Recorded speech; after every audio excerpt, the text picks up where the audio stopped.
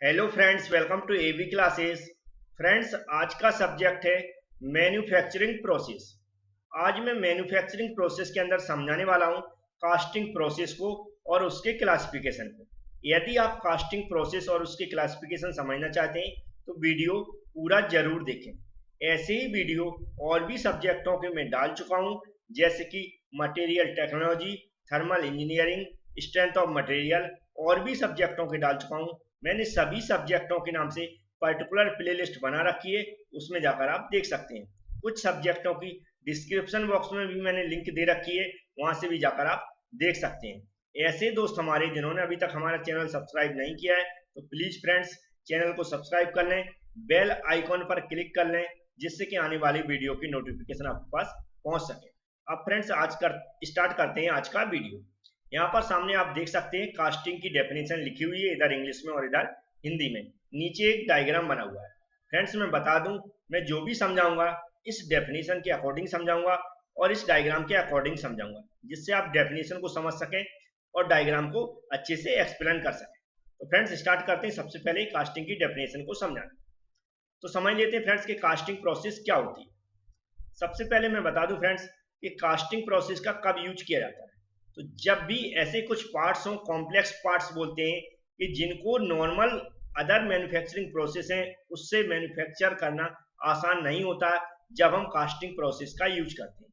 जैसे बहुत सारे ऐसे पार्ट्स हैं, जैसे कि जो हमारे आईसी इंजन के बहुत सारे पार्ट्स होते हैं, ठीक है, और जो हमारी लेथ मशीन है उसका बेड होता है, मिलिंग मशीन का बेड होता है। इस तरह के जो हमारे कॉम्प्लेक्स पार्ट्स होते हैं उनको मैन्युफैक्चरिंग करने के लिए हम कास्टिंग प्रोसेस का यूज करते हैं। अब फ्रेंड्स इस प्रोसेस में होता क्या है और कैसे पूरी प्रोसेस कंप्लीट होती है। तो पहले सबसे पहले नॉर्मल इंट्रोडक्शन के रूप में बता दूं कास्टिंग प्रोसेस में क्या होता है। कास्टिंग प्रोसेस में हम जिस भी पार्ट्स का हमें कास्टिंग करना है या फिर उसको मैन्युफैक्चर करना है, उसको हम क्या करते हैं, उसके पहले एक डमी पीस बनाते हैं जिसे हम पैटर्न बोलते हैं। उसके थ्रू हम एक कैविटी या जिसे हम मोल्ड बोलते हैं वह जनरेट करते हैं एक सैंड के अंदर।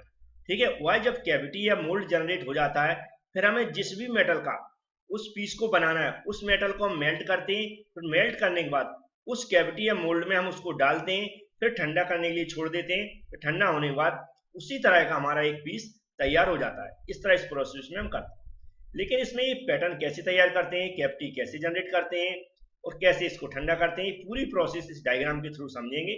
कंप्लीट पूरी कास्टिंग प्रोसेस को तो आपको अच्छे से समझ में आएगा। फ्रेंड्स यहाँ पर डेफिनेशन लिखी, इसको नोट कर सकते हैं, आप पढ़ सकते हैं।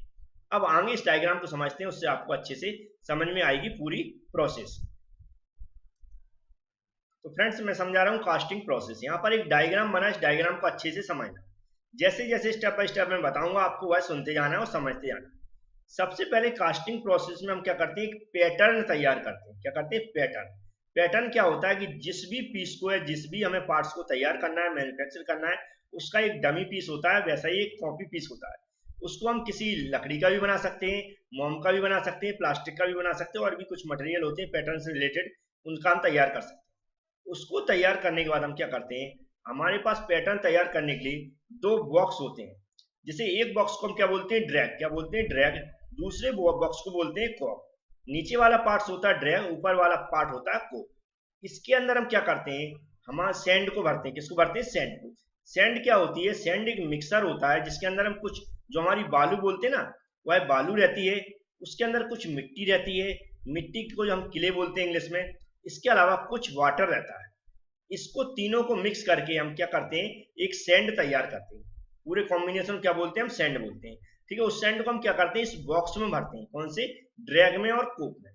ड्रैग में और कूप में भरने से पहले हम क्या करते हैं, जिस जो हमने पैटर्न तैयार किया है, जिसका हमें मैन्युफैक्चरिंग करना है, जिस पीस को हमें तैयार करना है, उसका डमी पीस, उस पैटर्न को हम क्या रखते, कहाँ रख देते हैं, हम इस ड्रैग में और कोप में। उसके बाद हम क्या करते हैं, इसके अंदर सैंड भरते जाते हैं और उसको हम क्या, सैंड को ठोक ठोक कर टाइट कर देते हैं। जब वो टाइट हो जाती है उसके बाद हम क्या करते हैं, कुछ इंस्ट्रूमेंट की सहायता से उस पैटर्न को बाहर निकाल लेते हैं। जब वह बाहर निकल आता पैटर्न, तो एक कैविटी या मोल्ड जनरेट हो जाता है। कैविटी या मोल्ड जिसे बोलते हैं, उसी की तरह का जैसा हमारा पैटर्न था उसी तरह का एक सांचा तैयार हो जाता है। इस तरह का, मैंने मान लिया इस तरह का हमारा कोई पीस था, ऐसा हमारी क्या हुई, एक कैविटी तैयार हो गई, मोल्ड कैविटी जिसे बोलते हैं। ठीक है, मोल्ड कैविटी बोलते हैं, ध्यान रखें। ठीक है, क्या बोलते हैं, मोल्ड कैविटी। ठीक है। मोल्ड कैविटी क्या होती है, जैसे मैंने बताया पैटर्न के थ्रू हमने क्या एक सांचा तैयार किया कि इसमें हम क्या करेंगे, जो हमारा मोल्टन मेटल है, पिघली हुई धातु, पिघली हुई धातु या मेटल, जिसके थ्रू हमें उस मेटल का एक प्रोडक्ट बनाना है, इसके अंदर भरते हैं। कैसे भरते हैं, पहले तो मोल्ड कैविटी आपको समझ में आ गई होगी। मोल्ड कैविटी क्या है, एक पैटर्न के द्वारा तैयार किया गया सांचा या कैविटी। ठीक है, या मोल्ड कैविटी और मोल्ड बोल सकते हैं, यहाँ पर और लगाएंगे मोल्ड और कैविटी तो भी चलेगा। मोल्ड कैविटी बोलेंगे तो भी चलेगा, मोल्ड अकेला बोलेंगे तो भी चलेगा, कैविटी बोलेंगे तो भी चलेगा। ठीक है, लेकिन इतना याद रखें होती क्या है, एक पैटर्न के द्वारा एक सांचा तैयार किया जाता है। ठीक है, पैटर्न तैयार किया जाता है एक जो पीस हमें मैन्युफैक्चर करना है उसके डमी पीस के द्वारा। तो जैसा हमें पीस बनाना है उसी तरह का सेम यहाँ पर एक मोल्ड तैयार हो जाता है, एक सांचा तैयार हो जाता है। उसके बाद हम क्या करते हैं, ये ड्रैग एंड कोप वर्क्स को बंद कर देते हैं, फिक्स कर देते हैं। यहाँ पर क्लैंप वगैरह नट बोल्ट लगे रहते हैं दोनों साइड, उनके थ्रू हम टाइट कर देते हैं। उसके बाद क्या होता है, इसके अंदर हम करते हैं एक राइजर तैयार करते हैं, एक पोरिंग बेसिन तैयार करते हैं जिसे हम स्क्रू बोलते हैं, और एक रनर गेट तैयार करते हैं। अब रनर गेट क्या होता है, इस राइजर क्या होता है, स्क्रू क्या होता है, इसको थोड़ा सा समझिए। ठीक है, मोल्ड कैविटी के बाद हम क्या करते हैं, यहाँ पर एक राइजर तैयार किया, यहाँ पर कट लगा के हमने ऊपर की ओर राइजर निकाल दिया। राइजर क्या यूज होता है यहाँ पर, जब हम इसके अंदर मोल्टन मेटल जिसे बोलते हैं पिघली हुई धातु डालते हैं तो इसके अंदर भरती हुई चली जाती है पूरी कंप्लीट। जब ये पूरी धातु इसके अंदर भर जाती है, पिघली हुई धातु, तो जो ओवर धातु होती है वह राइजर के अंदर निकलने लगती है। इसके अंदर राइजर के अंदर निकलने लगती है, और यहाँ से हम देख भी सकते हैं कि हमारी इसके अंदर पूरी धातु या जो मेटल मोल्टन मेटल हुआ है भर चुका है। मोल्टन मेटल भरने के बाद जो एक्स्ट्रा होता हुआ है राइजर के थ्रू बाहर की ओर निकलने लगता है। तो यहाँ पर राइजर का यूज होता है कि जो एक्स्ट्रा पिघली हुई धातु है उसके यूज के लिए। ठीक है फ्रेंड्स, तो राइजर का यूज समझ में आ गया होगा। अब होता है गेट।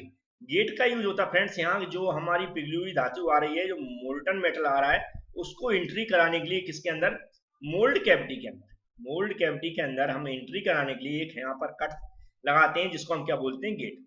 रनर क्या होता है, रनर होता है जो कि हम इससे जो हमारा स्क्रू होता है उसके थ्रू वहां से नीचे से यहाँ गेट तक का हम जो रास्ता बनाते हैं उसे बोलते हैं रनर, जिसके थ्रू हम क्या करते हैं, पूरा मेटल इस गेट के थ्रू अंदर भेजते हैं। ये होता है स्क्रू। स्क्रू मतलब होता है कीप की तरह होता है, जैसे हम तेल वगैरह भरते हैं किसी चीज में, जैसे कीप होती है, इस तरह का हम यहाँ पर जनरेट कर देते हैं। एक बर्तन से हम क्या करते हैं, जो हमारी मोल्टन मेटल जिसके अंदर भरा रहता है, एक फर्नेस के अंदर क्या करते हैं, जिस भी मेटल का हमें पीस बनाना है उस मेटल को हम क्या करते हैं, गर्म करते हैं। इतना गर्म करते हैं वह पानी जैसा हो जाए, पूरा पिघल जाए। पिघली हुई धातु एक बर्तन में लेते हैं और किसी इंस्ट्रूमेंट की सहायता से पकड़ते हैं, और जो हमने यहाँ पर स्क्रू बनाया कीप जैसा, इसके अंदर डाल देते हैं। इसके अंदर डालते चले जाते हैं, जो एक रनर के थ्रू और गेट के थ्रू अंदर जाता है, उसमें भरता चला जाता है। जैसे ही पूरा भर जाता है तो ओवर यहाँ राइजर से होने लगता है, उससे हमें पता पड़ जाता है कि इसके अंदर पूरी तरह मोल्टन मेटल भर चुका है। उसके बाद क्या करते हैं, इसको ठंडा होने के लिए छोड़ देते हैं। ठंडा होने के लिए छोड़ देंगे तो क्या, ठंडा होने के बाद क्या करते हैं, हम इसको यहाँ से नट बोल्ट ढीला करके हम इसको खोल देते हैं, और इसकी जो भी यहाँ पर सैंड है उसको तोड़ देते हैं, हमारा पीस बाहर निकल आता है। फिर इसके बाद हम क्या करते हैं, इसमें फिनिशिंग करते हैं। फिनिशिंग के लिए हम क्या करते हैं, अलाउंस देते हैं इसके अंदर ऑलरेडी। अलाउंस हम समझेंगे जब बताएंगे। अलाउंस क्या होता है कि जो हमारे सरफेस फिनिशिंग अच्छी नहीं होती इसके अंदर, तो सरफेस फिनिशिंग के लिए हम क्या करते हैं, एक्स्ट्रा धातु देते हैं जिससे हम उस पर सरफेस फिनिशिंग कर सकें और हमारी जो जिस डायमेंशन का हमें पीस चाहिए वह डायमेंशन मिल सके।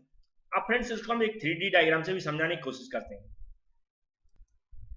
फ्रेंड्स यहाँ पर आपको 3D डायग्राम दिखा, अगर इसको हम देखना चाहे तो कुछ ऐसा दिखेगा।